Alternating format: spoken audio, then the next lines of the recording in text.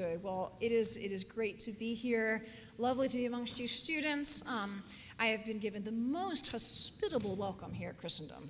It's been very, very pleasant. So thank you for that welcome. It's been a treat to be here already. Hopefully it'll still be a treat for you after I finish talking.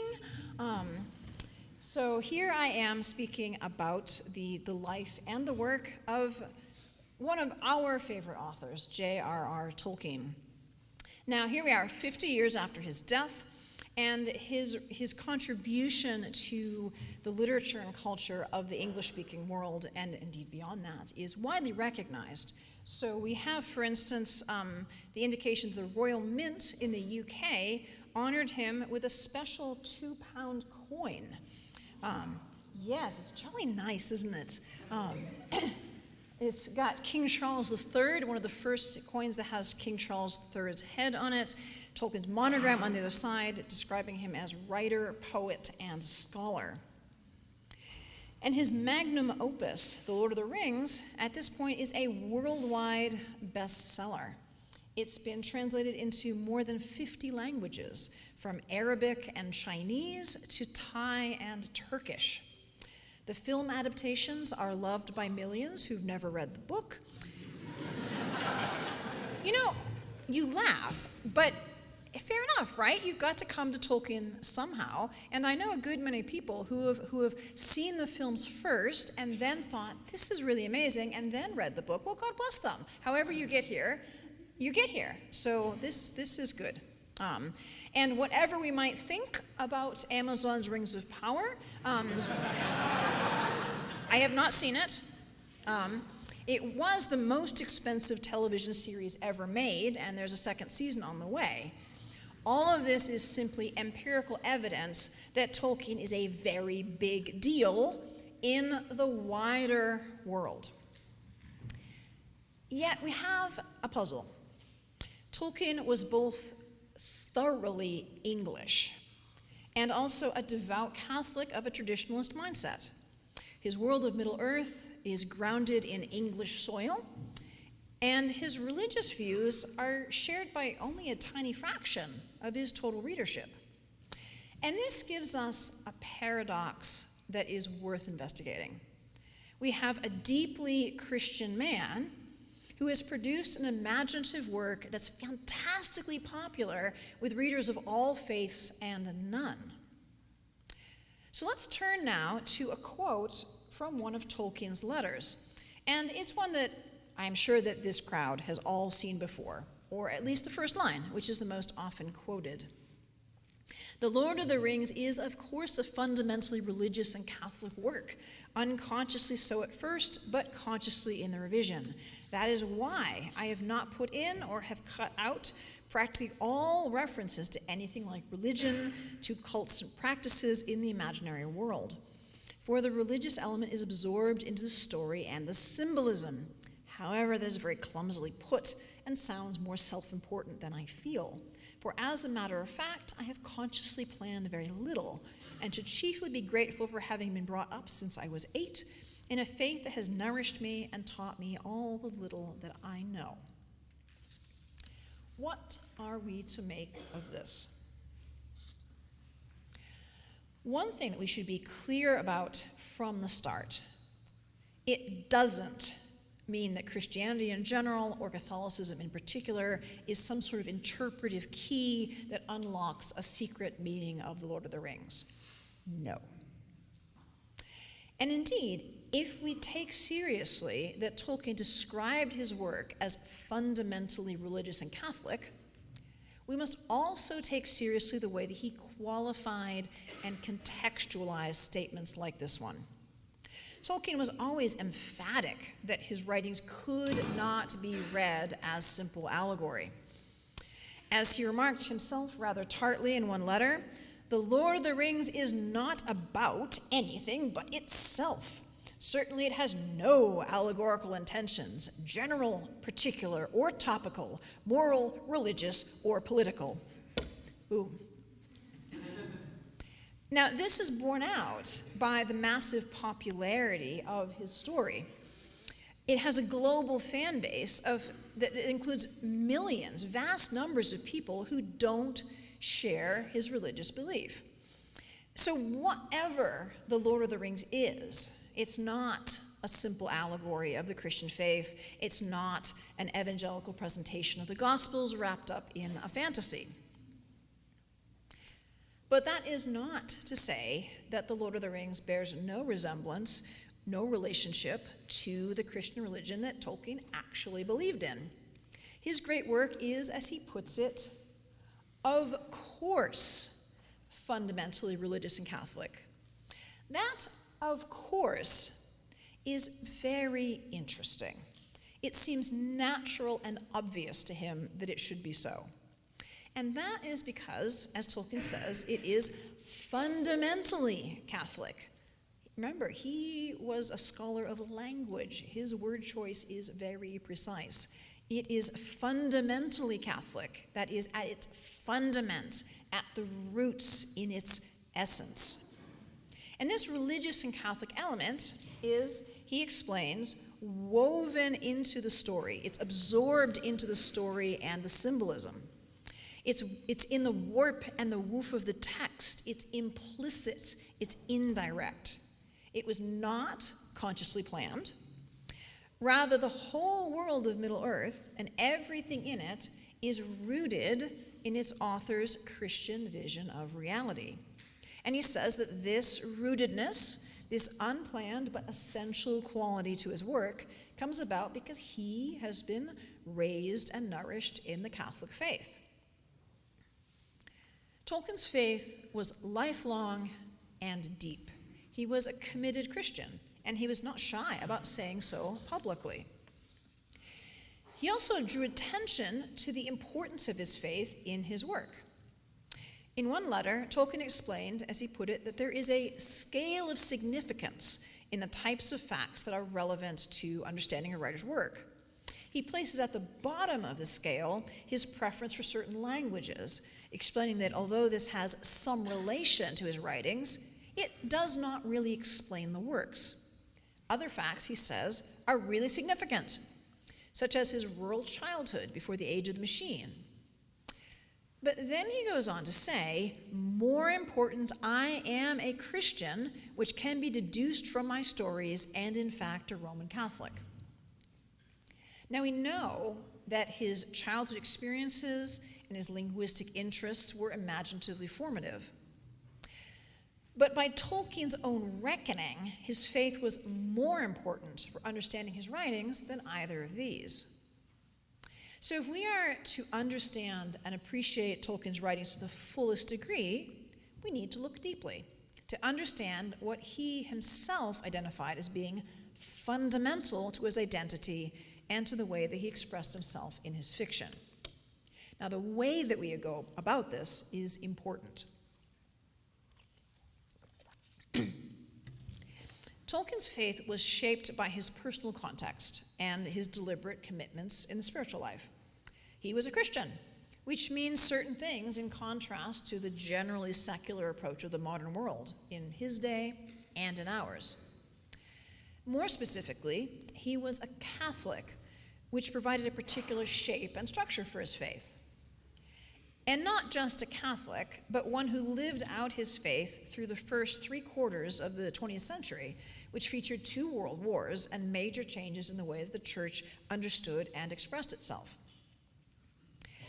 Furthermore, Tolkien can really only be fully understood if we appreciate that he was not only a 20th century Catholic, but an English Catholic, part of a faith community that had experienced persecution, marginalization, and restrictions on civil rights, some of which lasted until Tolkien's adult life.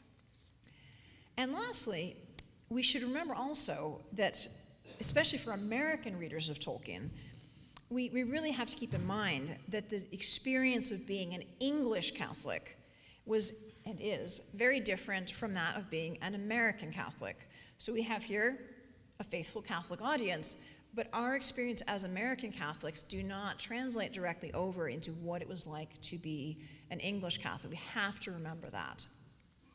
And as we look at him as an English Catholic of the 20th century, we need also to note the way that his experience was greatly shaped by the particular circumstances of his close connection in childhood and youth, and indeed throughout his life, with the congregation of the Oratory of St. Philip Neri.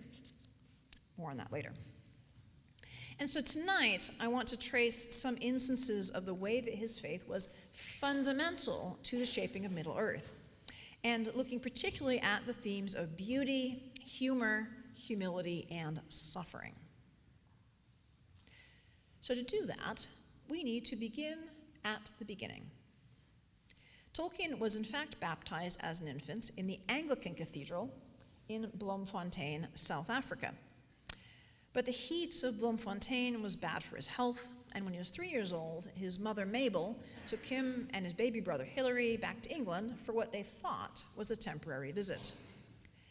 But they never returned, and Tolkien never saw his father again. The following year, just as his mother Mabel was preparing to bring the boys back to South Africa, his father Arthur died, and his widowed mother and her 2 sons stayed in Birmingham. And 4 years later, in 1900, Mabel was received into the Catholic Church. Her family was intensely hostile to this move, and they cut off financial support and pressured her to recant her Catholicism.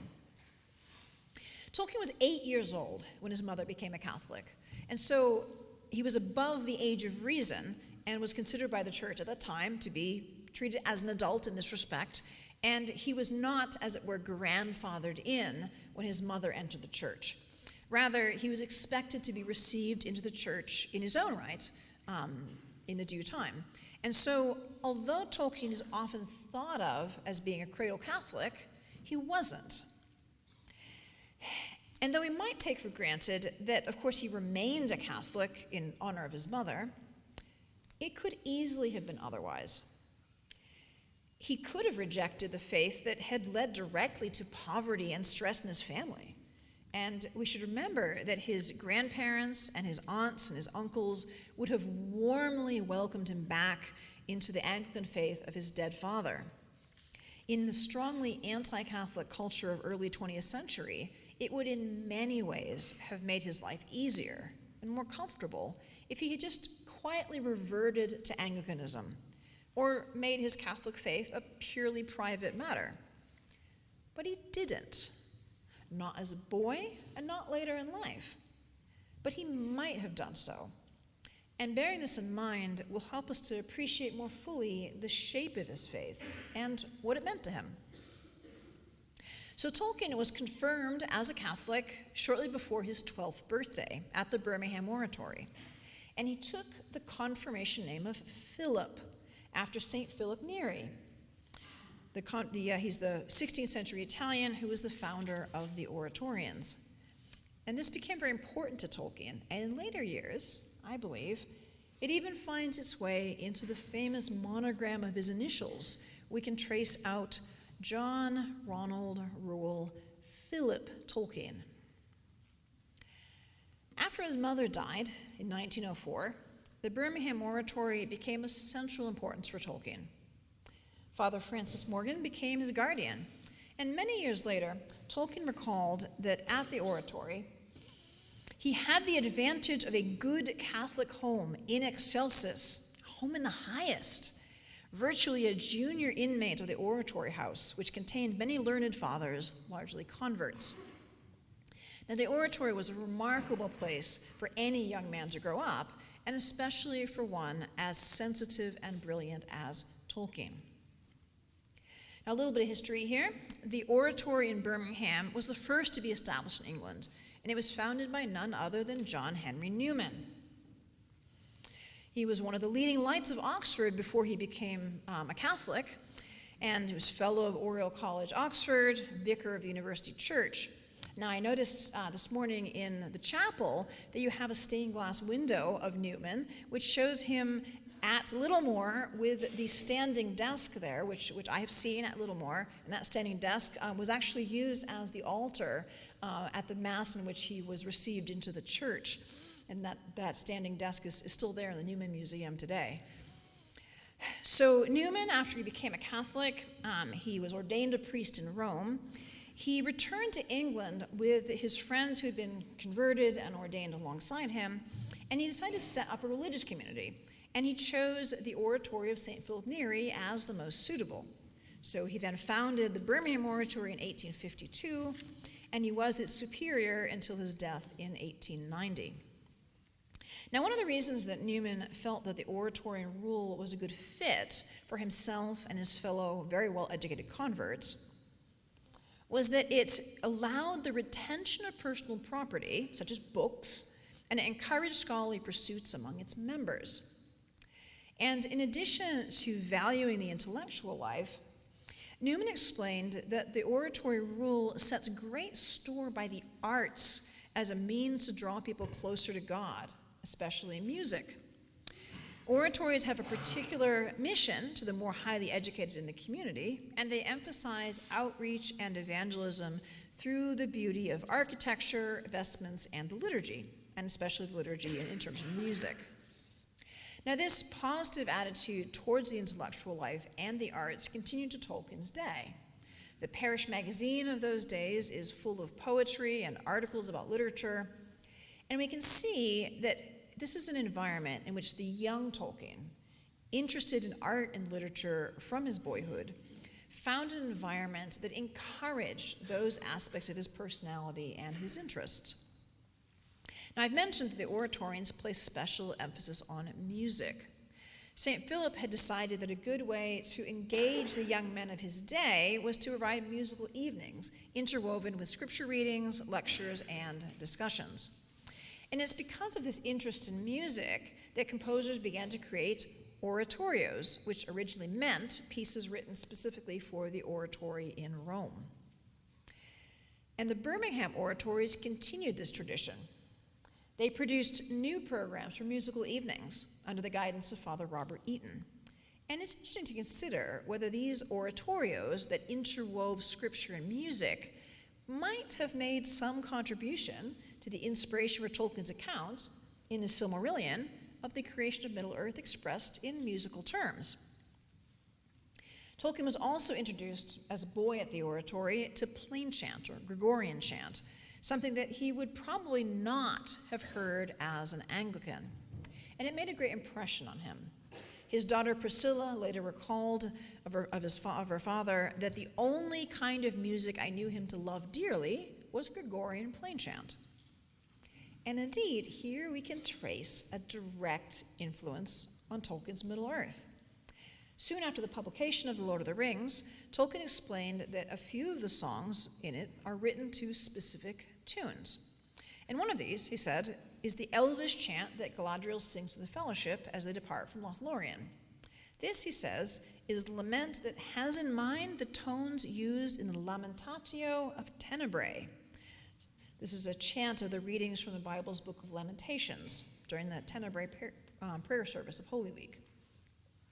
So here we have a direct link to Middle-earth. Now, another influence on Tolkien as a young man, both aesthetic and spiritual, was a sermon in stone, the new Birmingham Oratory Church. When Tolkien first came to the oratory as a 10-year-old boy, it was very different from the impressive building that we know today. It was built when the oratorian's funds were severely limited, and it had, as even the oratory historian himself, Father Henry Tristram, described it, no pretensions of any sort to architectural beauty. In fact, it simply consisted of 4 plain brick walls and a roof, and the roof itself was bought ready-made and secondhand from a disused factory. It was, he said, dingy, shabby, and dowdy, although quaint and attractive in many ways, and entirely devotional.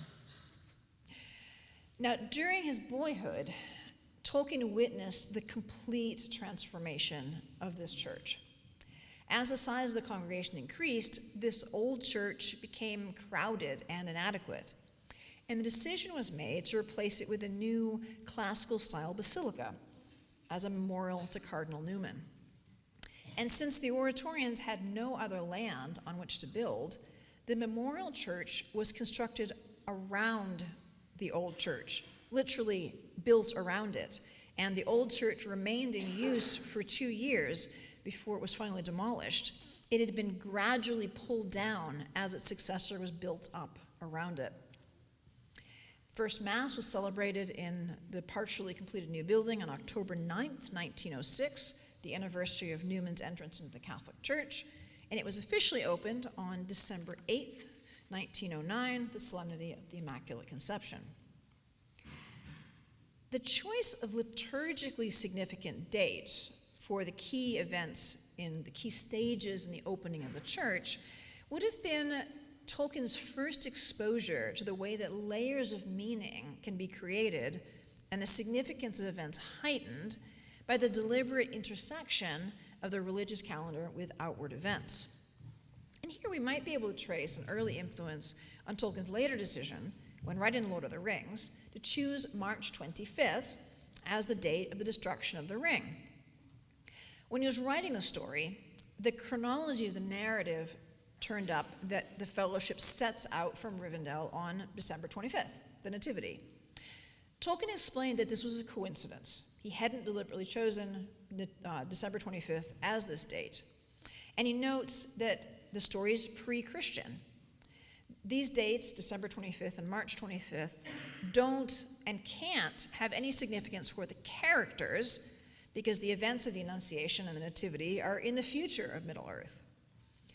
But Tolkien seems to have appreciated the fortuitous liturgical resonance for the reader, or for his own enjoyment, and he left in the December 25th date, and not only left that date in, but deliberately chose March 25th, the Annunciation, for the fulfillment of the quest.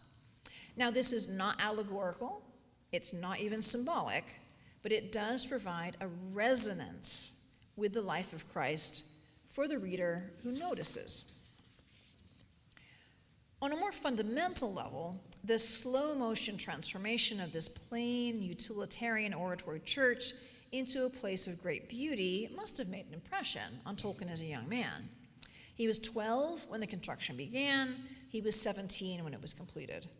And so here, he had witnessed an outward and visible indication of the oratorian's commitment to beauty in the Christian life.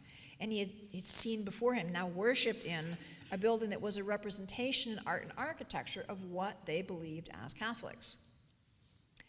And what's more, the dismantling and the rebuilding of the oratory church was an objective correlative to Tolkien's own life at that time.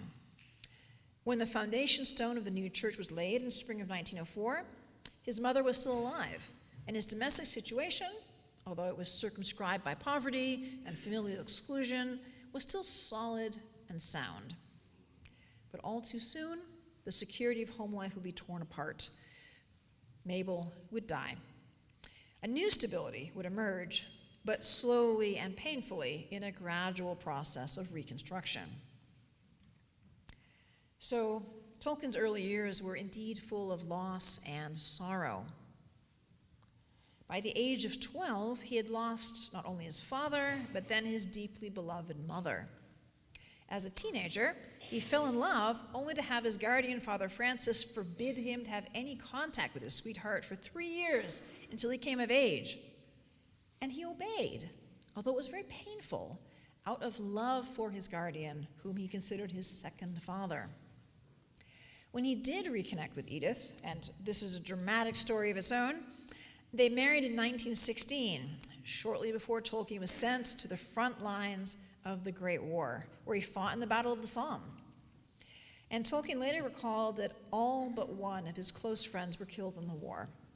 He himself contracted a severe case of trench fever, which invalided him out. It became chronic, and it contributed to health problems through the rest of his life. These experiences would be more than enough to account for a bleak view of life, and Tolkien did have a depressive streak in his character. But what's surprising is not that he had moments of melancholy, but that he had such a deep-seated streak of joy and fun. His exceptionally complex intellect was balanced by what he described in later years as a very simple sense of humor, which even my appreciative critics find tiresome. And here we can see another influence from those formative years at the oratory. St. Philip, as well as being called the third apostle of Rome, is called the apostle of joy. And St. Philip taught that the first remedy against melancholy was to have a good conscience, wherefore the saint prescribed the powerful means of a general confession. Hence his maxim that they should maintain cheerfulness and preserve themselves from sin.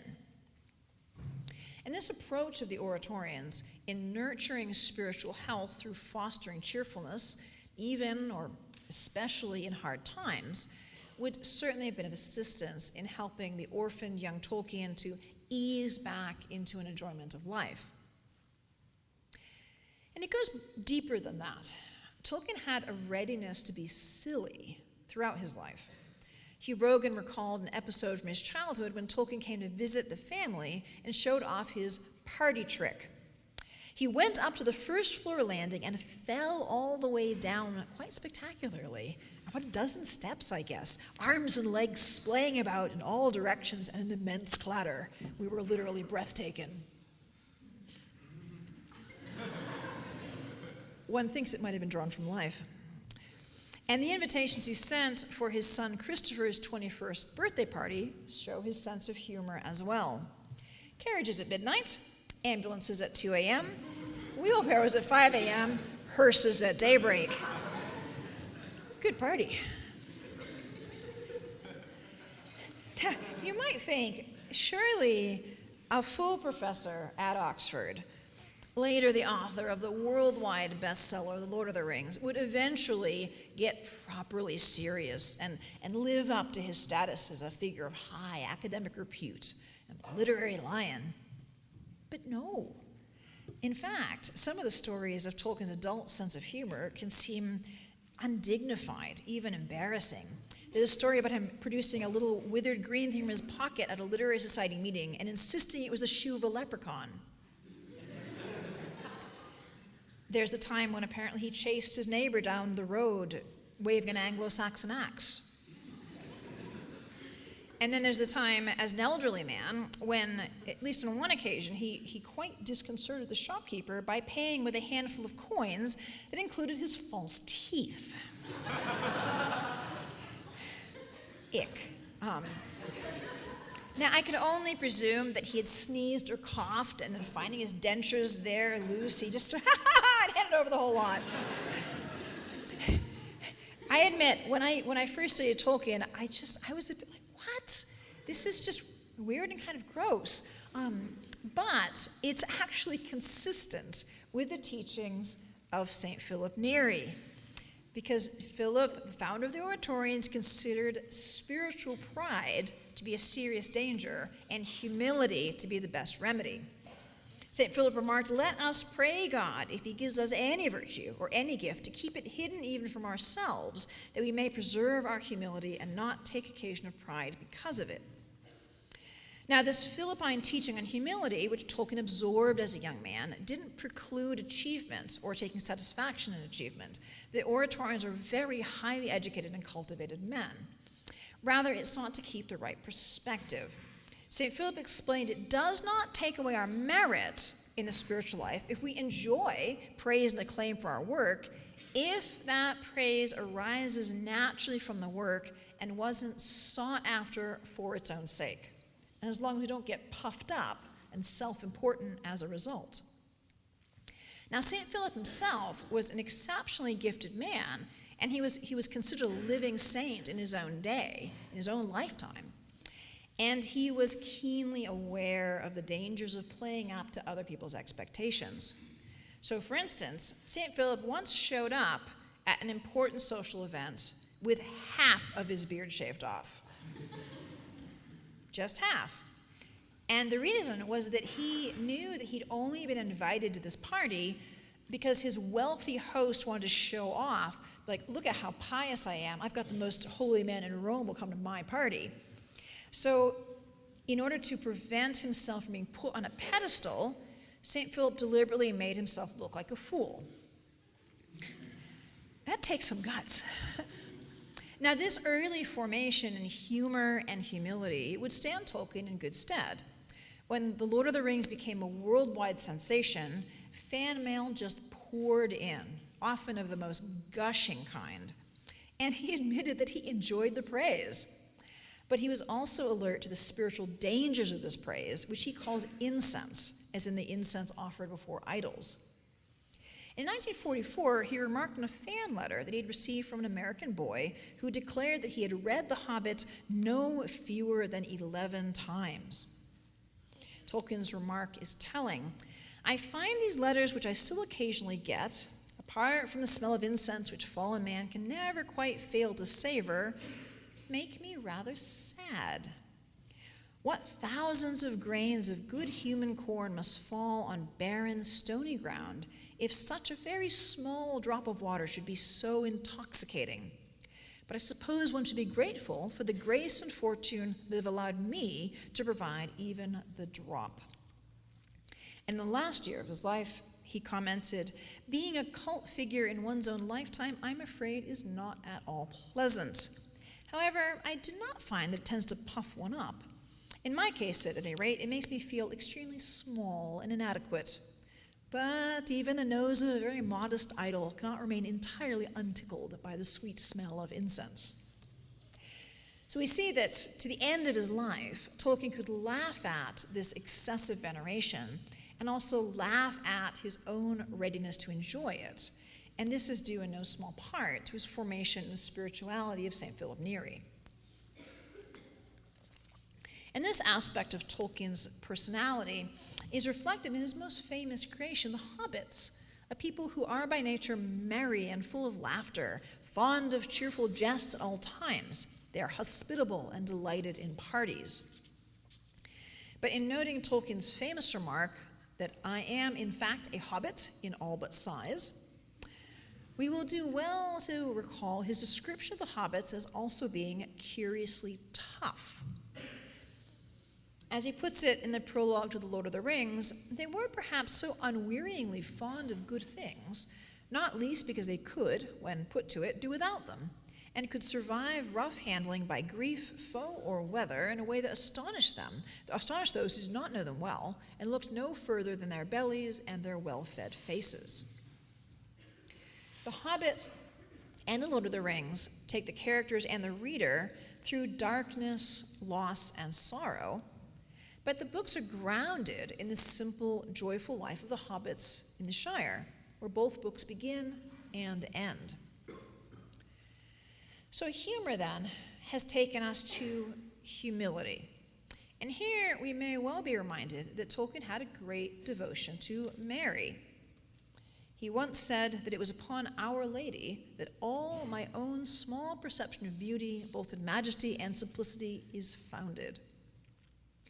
One of the prayers that Tolkien recommended learning by heart is the Magnificat, Mary's song of praise. He hath regarded the humility of his handmaid. He hath scattered the proud in the imagination of their heart. He hath put down the mighty from their seat and hath exalted the humble. And it's in almost exactly these terms that Tolkien explained one of the fundamental themes of The Lord of the Rings. It is, he wrote, planned to be hobbitocentric, that is, primarily a study of the ennoblement or sanctification of the humble. And elsewhere, his thoughts on this theme led him to quote directly from the Magnificat. He remarks that he saw the value of hobbits in putting earth under the feet of romance and providing subjects for ennoblement and heroes more praiseworthy than the professionals. I would not be a hero is, of course, as good a start for a hero as I would not be a bishop for a bishop. And then in the very next sentence he adds, we are all equal before the great author who puts down the mighty from their seat and exalts the humble. So it was evidently entirely natural for his mind to connect the humility of the hobbits to the humility of Mary. Now, another prayer that Tolkien found deeply meaningful is the Litany of Loretto. He also recommended learning this by heart, and he translated a portion of it into his Elvish language of Quenya. And in the Litany of Loretto, Mary is addressed under various titles. Some present her in symbolic terms, Mirror of Justice, Seat of Wisdom, Mystical Rose, etc. One of these titles is Consolatrix Afflictorum, comforter of the afflicted. In 1916, when Tolkien was in the trenches in France, on the front lines of the Great War, he wrote a poem in honor of Mary, which begins with the line, "O Lady Mother enthroned amid the stars." And he gave this poem 2 different titles. One of these was Consolatrix Afflictorum, one of the Marian titles from the Litany of Loretto. And given the circumstances, it's not surprising that he chose to reflect on Our Lady as comforter of the afflicted. The other title that he gave it was Stella Vespertina. This is connected to the Litany of Loretto at one remove.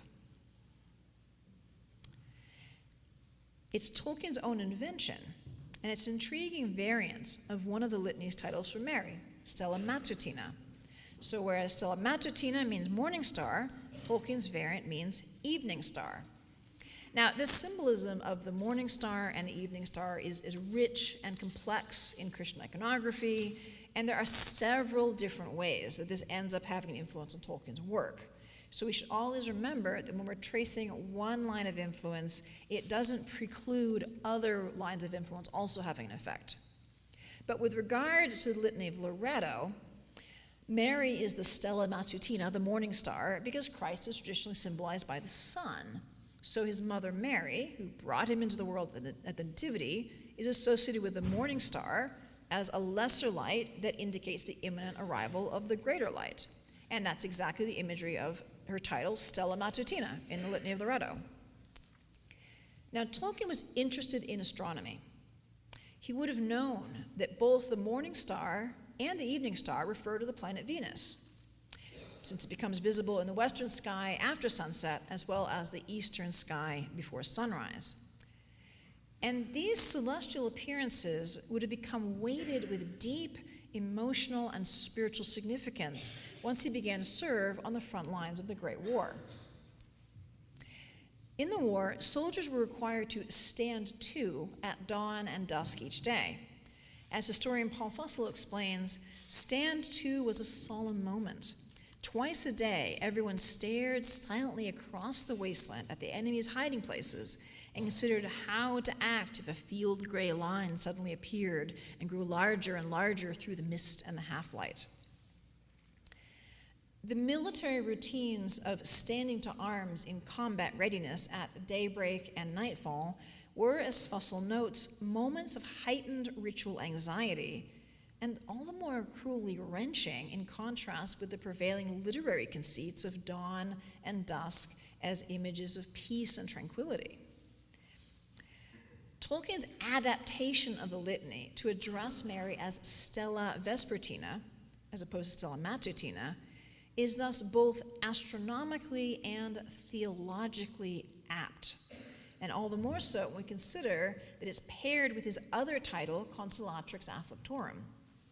The image of Mary as the evening star invites us to consider how she remains visible when the sun, her sun, has disappeared beyond the horizon.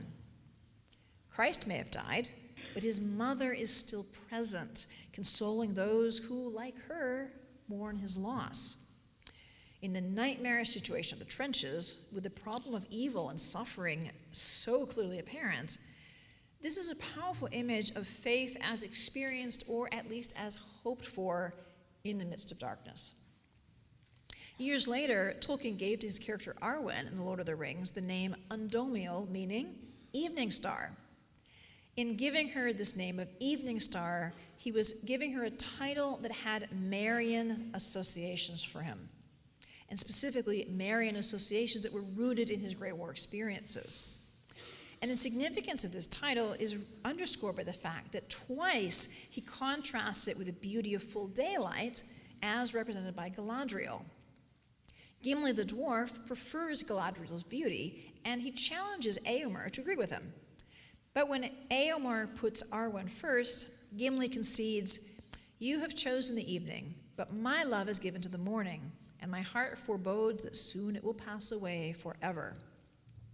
Likewise, Frodo, after seeing Arwen, the even star of her people, declares, "Now not day only shall be beloved, but night too shall be beautiful and blessed." Evidently, this finding of beauty in the night was of tremendous importance for Tolkien. It allowed him to explore in The Lord of the Rings images and stories of great darkness without losing sight of hope. In his 1916 poem, Tolkien described Mary as enthroned amid the stars, another indication he sees her as a figure present in the darkness of night, not just in the brightness of day. And we can perhaps see the influence of this celestial image of Mary in the scene where Sam and Frodo, having escaped from the orcs, begin their seemingly hopeless trek into Mordor.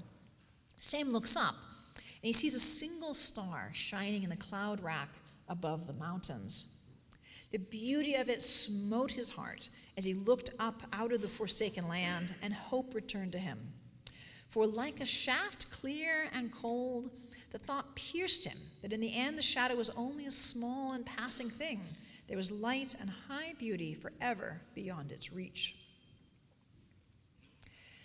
Tolkien was a man who endured much sorrow, and he recognized that there are some wounds that cannot be healed in this life.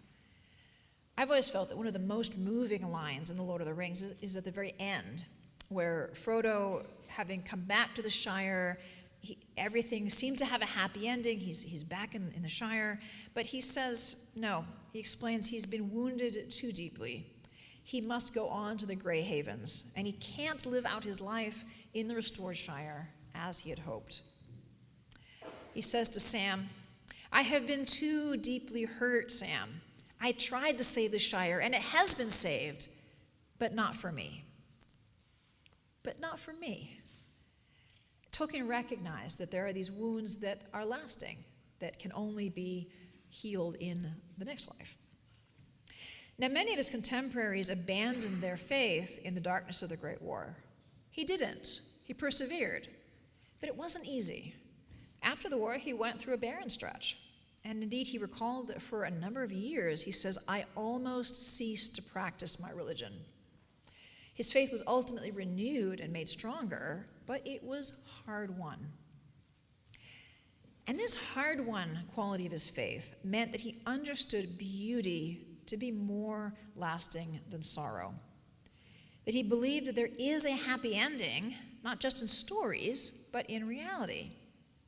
In his great essay on fairy stories, Tolkien says this of the happy ending of a fairy story. He says, "It does not deny the existence of discatastrophe, of sorrow and failure. The possibility of these is necessary to the joy of deliverance. It denies, in the face of much evidence, if you will, universal final defeat, and insofar is evangelium, giving a fleeting glimpse of joy, joy beyond the walls of the world, poignant as grief." Beauty, humor, humility, sorrow, suffering, hope, these were all woven together in Tolkien's spirituality.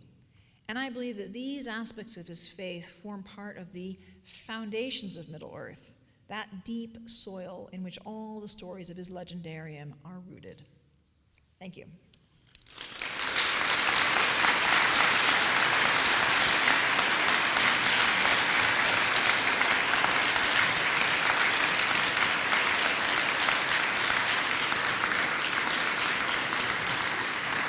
Excellent. Thank you. You've been a very attentive audience, and we have time for Q&A. So there's a mic, and if you will raise hands, I will call upon you, and the mic will be delivered into your hands, and you can ask a question, and I like Q&A. So let's have some questions. Yes?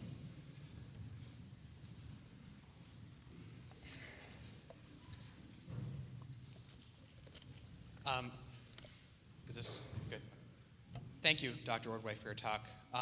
I was wondering first if Tolkien had any influence on your conversion to Catholicism, and also if you see any potential role for Tolkien in evangelization. Great question. Yes. Next question. I will unpack slightly. Yes. To make a long story very short, Tolkien had a huge influence on my conversion in a very indirect way. I have loved Tolkien since I was a little girl.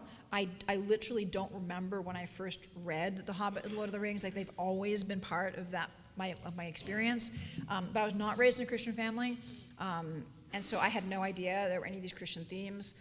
And it wasn't just Tolkien. I mean, I think I was the only child in America who read the Chronicles of Narnia and did not know that Aslan was Jesus.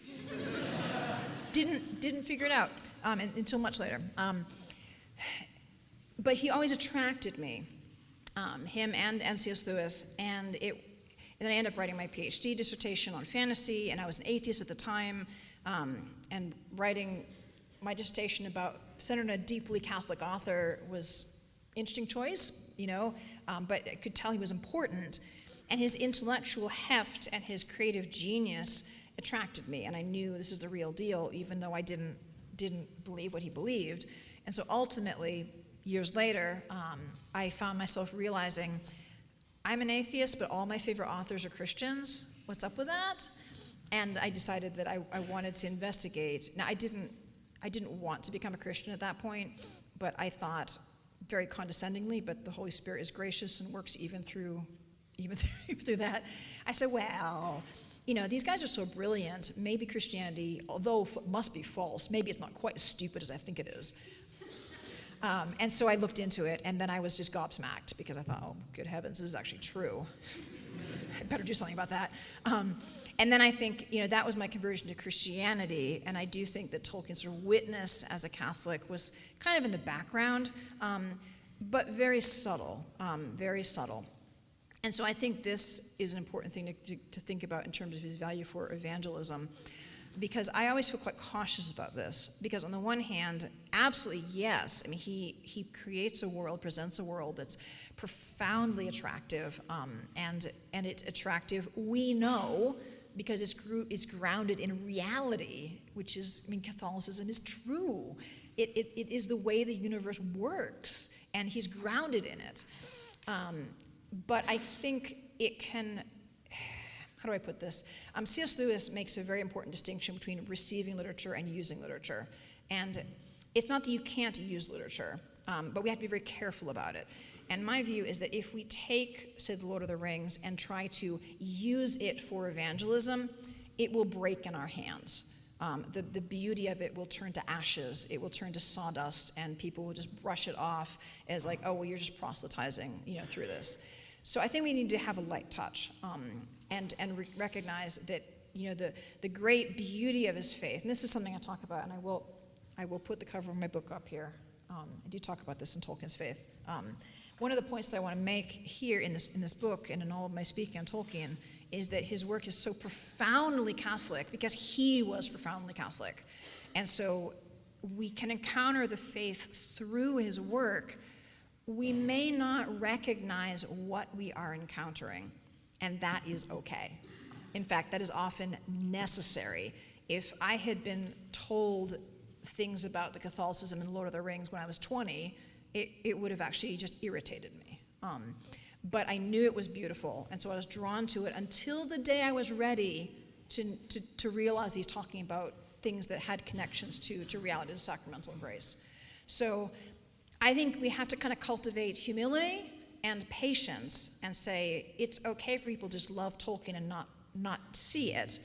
Let them love it, let it work in them, and then maybe they'll start asking some questions and we can talk about these things. So that was a long answer, but it was a really, really great and important question. So I want to get lots of questions, so I will try to be more concise in the other ones. But you also snuck in 2 questions at once, so there you go. Brave person sitting near the front. Yes, you get bonus points for that. I had a question regarding the Silmarillion, because we know pretty well about how he speaks of his religious imagery in the Lord of the Rings being like not a deliberate choice, but that he allowed it in because of how it reflected his own understanding of reality. Do you think that then some of the more, obvious things in the Silmarillion were like deliberately meant to reflect his religion? Another good question. These are great. Yes. Now, I think it's important too to note that things in the Silmarillion, in his whole legendarium, it's all connected. He felt that he's writing about reality, and he once in an interview, someone asked him something about Middle Earth and made a comment about how there's no God in Middle Earth, and he was quite ticked off. He said, "Yes, there is." And the interviewer said, "Well, what God?" And he said, "The God." What other one would there be? So Eru Ilúvatar is God, because he wasn't inventing a different pantheon of gods. It was a different way of looking at God. And what would it be like if God had chosen to make the world in this way?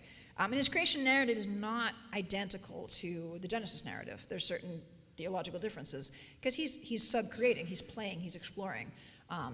So I think we can recognize those as deliberate impulses, because he didn't compartmentalize. He wasn't saying, well, here's reality and here's my faith. It's like, well, there is one God. This is how the universe works. So it very naturally comes into, if he's creating a world in which there is God present, it's going to be God, even though in the world that he invents, it's a world, as he put it, of natural theology. So the elves don't talk about the Trinity because it has not been revealed to them. So it's quite complex, but it's if you think of it as the sort of the underpinning, he's like the foundation layer, sort of infusing its way up into the stories. That's probably a helpful way to envision how it's working. Right, let's get somebody way in the back to give them hope. There is hope. Like way in the back. Is there somebody way in the back where my vision can't see? Yes, okay. Yes, you just raise your hand a bit higher. Yes, you. I'm sorry, that sounded, yes. Wait, yeah, there you go. Excellent. You succeeded. That was a great speech. I'm curious, you brought up the idea of kind of the unconscious deism and, not deism, monotheism in Tolkien's work. I was wondering what the relationship is, in your point of view, of Morgoth and Sauron to Satan, and kind of that inversion of kind of the monotheism in his work. Yeah, so he is very clear that Sauron is not Lucifer. He says somewhere that he's not nearly important enough. And so that the sort of Satan equivalent is Morgoth, or Melkor, as he's sometimes called. That's the archangelic figure, the one of the Valar that went bad. And so we have that Luciferian figure who is, a powerful Valar. He could have contributed so much to the music of Arda, but he wants to have it his own way. He must introduce his own melody into it, rather than accept the theme that Eru Ilúvatar has given. And because of that, it's that fighting back and forth that leads him to reject the work of Eru Ilúvatar, to do his own thing, and ultimately, the marring of Arda. Now, theologically, this is the place where it differs, and Tolkien notes this, that Middle-earth is different from our world because in Middle-earth, the fall happened before the world was created, whereas in reality, the world was created and then the fall happened.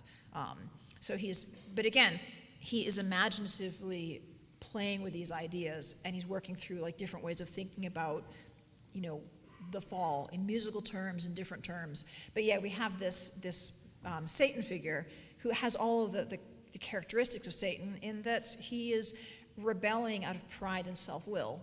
And ultimately he becomes a destructive figure, but one who is ultimately defeated, but after much destruction. And we see a very, the sort of Satan as the father of lies. I mean, that's Morgoth, straight up, twisting Feanor. I don't know if you've ever seen it on social media, alternate titles for the Silmarillion. My favorite is Feanor No. Yeah, so that's the satanic figure, and I don't know if that answers your question, but that's my take on it. Right. This lively person here who's shot his hand up. Enthusiasm has won the day.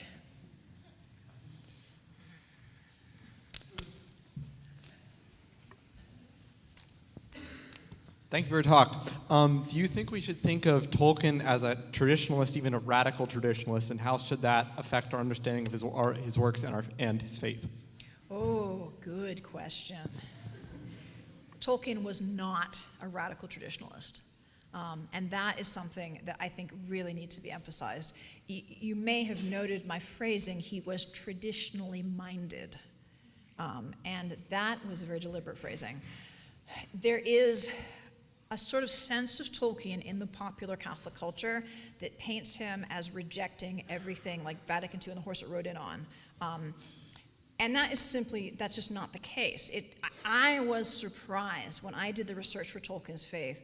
I expected to find him really not approving, say, of the Novus Ordo and all of that. And I was frankly just surprised. His reaction is much, much more nuanced than I realized. So I've got several chapters on this in the book. I'll try to boil it down to be a couple of interesting points. One of them is that I looked very carefully at the chronology. He says some very critical things about the liturgy, very critical things, privately about the liturgy. But I looked at the dates, and he says some very critical things about priests doing terrible masses, mumbled and garbled and all that. I looked at the dates. Those comments are comments about the pre-Vatican II Mass. It's very important to look at chronology and context. So when he's complaining about how easy it is to find a Mass that's gabbled and rushed and people being vulgar and inattentive and all that, he's talking about the traditional Latin Mass, as we would call it. This was before Vatican II. And when he starts talking about his complaints about the liturgy, I actually went to the point of corresponding with a priest in England who sent me scans of the Vatican II transitional missals. I'm such a nerd. So I've been having such a lovely time here, because I'm like, these are my people. This is great. And it turns out, again, if you look at the context and the chronology, these objections are being made when the Mass that he is going to is still the pre-Vatican II liturgy. It has simply been moved into English, but the Mass itself is the same. He didn't actually experience Novus Ordo until the last couple of years of his life. So the commentary he makes about it, his protest is very specifically about, he is devastated that it switched into English. And considering that we had a lovely Latin Mass, on Sunday, Tolkien would have loved Sunday's Mass. It was a Novus Ordo Mass. It was beautifully reverent. It was in Latin, which Tolkien understood fluently, better than most priests then or now. And he also was an amazing prose stylist, and he thought that the translations that they brought in were pretty rubbish, and he was right. And they used Ronald Knox's translation of the Psalms for the Psalms, and he hated Ronald Knox's translation of the Bible, and I sympathize. Ronald Knox, the translation of the opening of the Gospel of John has something to the effect of like, and Christ, and he abode with God, and he abode. I'm like, this sounds like the Big Lebowski, This is not the Gospel of John. Anyway, he didn't like the translations, and for good reason. So this wasn't just me a crank. But I turned up an interesting letter that is unpublished. I saw it in a bit of an auction catalog, so I was able to quote it in the book. He's talking about the Holy Week reforms of the 1950s, which were still in Latin, still extraordinary form, as we would call it now, but it radically changed the liturgies. Radically changed them. And a lot of people kind of lost their mind over that. Evelyn Waugh just blew his cork. Like, he just melted down. It was the most worst thing ever. And Tolkien wrote in a letter that although he was personally sad to lose the liturgies that were so familiar to him, he said that he approved in principle of the reforms. That's actually a quote. And he said that they were, again, I'm quoting from memory, but he says they were more suitable to the lives of modern Christians. And he was right, because it allowed moving the masses to the evening meant working people could go to them, which they couldn't before. So we have here Tolkien actually saying, I approve of the reforms, even though they make me personally sad. And that's just really a level of nuance that I was impressed by. So fast forward a little bit longer, he hates the fact that they've lost Latin, okay? But in his retirement years, he's living at Merton College. He's given him a flat. He's an elderly man. He could have actually just excused himself from going to Mass at all on the grounds of infirmity and had them bring communion to him. And that would have been legitimate. He could have bypassed the whole Novus Ordo thing. He doesn't, though. He could have gone anywhere he liked to go to Mass, but he chose to go to St. Anthony, Headington Hill, which is an ugly modern church that he donated a lot of money to help build. And he went to an ordinary Novus Ordo parish Mass by choice in the last days of his life. And earlier, when he was in his retirement years, he was actually a lector at Corpus Christi in Headington. And this is significant because, as I realized, laymen couldn't be lectors in the pre-Vatican era. That it was only, you had to be, you couldn't just be a layman doing readings, scripture readings. So this became an option only after Vatican II.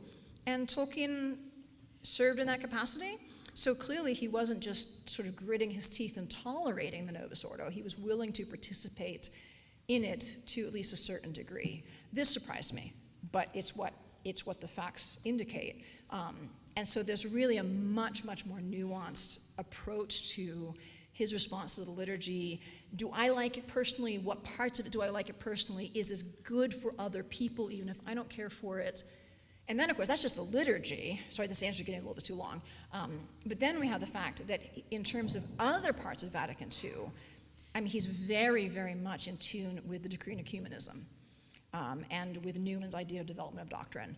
This is something that he is articulating in his letters and in his life decades before it's actually promulgated in Vatican II.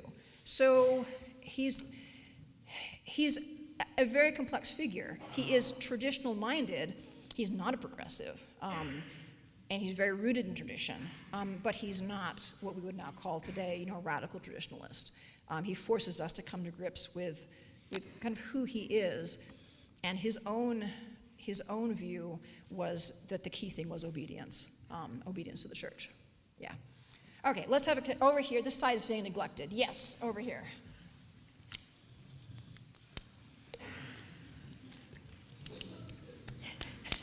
I feel like we had this go team kind of effect here. Woo. Dr. Ordway, thank you for a truly beautiful lecture, very inspiring. If you don't mind, I'm going to push you just a little bit, or maybe Tolkien through you. Just one of the quotations, I know it's always dangerous, it can be taken out of context because it's just in a letter, but it strikes me as odd that when he said something to the effect of, the story is just about itself, not about something beyond that. So just, I'm going to invite you, how might we understand that in a reasonable way, given, it seems to me, there's got to be something not right about that, because you and I, and so many millions, I think, love the story because it resonates so deeply with the real world. So to say that it's just about itself somehow is just not right, it seems to me. So how can we take that maybe in a way that he meant it? Yeah, this is such a, I keep repeating myself, great questions, but it's all true. One of the things about Tolkien that I've learned from now 15 years of really intense writing about him is you really have to get a sense of his personality. And he is, now C.S. Lewis, who I also love and I work with, C.S. Lewis is pretty much constant. You can take a C.S. Lewis quote, and as long as you get it accurately from context, you're pretty much, you're fine. You can't do that with Tolkien, because he's very English, is one thing. And I say this, I am obviously American, but I've been spending about a quarter of the year in England every year for 10, 12 years now, loads of English friends. I'm sort of immersed in English culture. I actually have a registered parish church that I go to there. So it's kind of like, I'm kind of a part-time native. And so I have had the opportunity to appreciate the way English people communicate, and it is not like Americans. I mean, it really isn't. And so there are certain English habits of speech, for instance, indirection, circuitousness, mirror talk. The first time I heard two of my friends having a conversation where, to my certain knowledge, each one of them was saying the opposite of what they meant, but they both understood each other perfectly well, and they were having a grand old time. That's a very characteristic English habit. It's called mirror talk. It's quite trippy. They only do it amongst themselves because it confuses the natives, confuses the Americans. And also, combined with this English habit of understatement, there's the very English habit of hyperbole. And Tolkien loved hyperbole, and many accounts of how he would just exaggerate and be very enthusiastic and then kind of calm down. Classic example of this is in an interview where one of his interviewers compared him to Dante, and he lost it. He's like, Dante, that petty, spiteful man. I don't care for him and his stupid little cities. And then he sees the draft of the interview, and he must have thought, they're going to print this. So he writes them back, and he says, no, no. I misspoke. I have the greatest respect for Dante. He's a supreme poet. And this is where we get at the truth, though, because Tolkien did admire Dante. He was a member of the Oxford Dante Society. He has an unpublished essay on Dante. I read it in the Bodleian Library. But it's a classic example of the characteristically Tolkienian move. He reacts against something that he doesn't like. In this case, it was overpraise. As an Englishman, heavy praise is embarrassing and you just reject it. And so he has this hyperbolic rejection of the praise that leads him to say these ridiculous things about Dante. And then, having kind of cleared the air, he can say, well, actually. And then he says a perfectly normal and respectable thing about Dante. And he just says, well, I just wouldn't dream of comparing myself to him.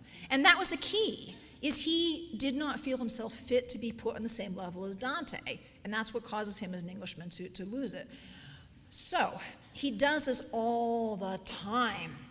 And we see this, for instance, in his denunciations about allegory. So he says in the foreword to the second edition of The Lord of the Rings, he says, I have had a cordial dislike of allegory, since I was old enough to detect its presence. Yeah, no. Because he uses allegory. He uses it many places. He wrote an entire allegorical story. Leaf by Nigel is about purgatory. We know it is because he said so. Why did he make this statement about allegory and others like it? Because he was really concerned to head off at the pass dumb allegorical interpretations. And in the foreword of the second edition, he's concerned to head off interpretations that are trying to make it an allegory of World War II. Oh, Sauron is Hitler, or maybe Sauron is Stalin, and the One Ring is the nuclear bomb. And he's like, no, stop it. So I think that is the context of the story is just about itself, because I've looked very carefully at these references, and they're clearing the air, they're sort of, get rid of the bad ideas. No allegory here, no allegory here. It's just about itself. And then often in the same paragraph, or certainly the same letter, he'll then say, and yeah, it's about death and the desire for deathlessness, or it's about this, or it's about that.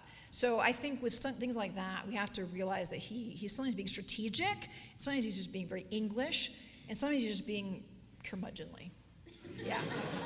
So yeah, I hope that helped a little bit. We have time for one more question. Let's see. Well, I want to get somebody way in the back because they have been so patient, and I don't want them to be sad. Hark, way back left, red sweater. I saw a red arm. White arm back. Yes, that one. The white arm being pointed to by the red sweater. Sorry, I'm identifying you by your clothing, but this is all my middle-aged eyes can see. This little, yes. Okay, hi. So, from what I believe, Tolkien and C.S. Lewis somewhat had, if you would call it a friendship. Could you describe the relationship between Tolkien and C.S. Lewis? Yeah, they were great friends. This is one of the great literary friendships of the 20th century. And I think it was a beautiful friendship. They met in 1926 when Tolkien became a professor at Oxford, and they met. And it's interesting because Tolkien was a professor. Lewis never became a professor at Oxford. He was just a regular don. Lewis was an atheist at the time. And Lewis was not terribly impressed by Tolkien when they first met. Lewis went off after they met and wrote in his diary, that Tolkien, pale, fluent sort of fellow, no harm in him, only needs a smack or so. But they ended up actually becoming pretty quickly very good friends because they discovered they had a mutual love for the Norse sagas. And so Tolkien formed a club to read the Norse sagas in the original, as one does. And Lewis joined it. They became good friends. And eventually, Tolkien helped to bring Lewis fully into the Christian faith. He'd become a theist, kind of on philosophical grounds. And Tolkien really has a pivotal effect on Lewis, bringing him into the faith. And their friendship is sustained for many years. Lewis had a profound positive influence on Tolkien. His friendship on a profound positive influence on Tolkien's spiritual life. Tolkien recognizes this, speaks very warmly of it. They encourage each other in their writings. It's often said that Tolkien didn't like what Lewis wrote, and that's not true. Tolkien didn't care for the Narnia Chronicles, but he did not hate them. That's overblown. I will not go on about that because we will never leave. The evidence is the opposite. He thought it wasn't his taste, but he thought they were good, deservedly popular. He says in later years, but he loved Out of the Silent Planet and helped to get it published. He loved Perelandra. And then Lewis was a great fan of Lord of the Rings, and Tolkien later said that had it not been for the persistent nagging of Lewis, he would never have finished Lord of the Rings or published it. So we owe a great debt to Lewis. Now, it's sometimes said that they had a falling out in later years, and that's also not true. They saw less of each other in later years for quite natural reasons. Tolkien was married, he had 4 children. Lewis eventually marries, has 2 stepchildren. They're both very busy. Lewis ends up becoming a professor at Cambridge, a job that Tolkien moved heaven and earth to get for him. That's a good friend.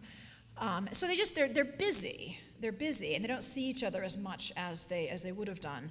And we must remember, too, that Lewis died really quite young in 1963. He was only 64 years old. Now, that might seem ancient to you young folks, but it's not. And so, there was a sense of regret that they hadn't seen more of each other during the time that Lewis had. After Lewis died, Tolkien read Letters to Malcolm, chiefly on prayer, and found certain passages in it very offensive to him as a Catholic. And I talk about that in Tolkien's faith.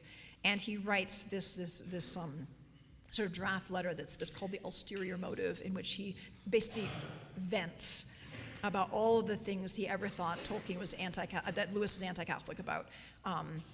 And this is sometimes taken as an indication that there had been a rift in their friendship or that Lewis was anti-Catholic. But it's just Tolkien, again, being hyperbolic, and he's grieving, and he's annoyed by this book. And if Lewis had been alive, they would have had a good, robust conversation about it. But Lewis was dead. And so his grief ends up being poured out into this draft, which he recognizes is never going to publish it. But then, like a month later, he ends up writing to a newspaper to correct them on a point, to say, no, Lewis had certain prejudices, but he strove very hard to overcome them, and by and large did. So even that sense of his frustration with the anti-Catholic element was then tempered when he had time to kind of cool down. Like, no, Lewis was a good friend to me. He strove to overcome whatever prejudices he had. And so I really do think that it was a beautiful friendship, and one that was profoundly just good for both men. And we're going to have dessert, and there can be more questions, and I'll be happy to talk to you there a little bit closer up. So I will let you all go and hopefully chat with some of you later.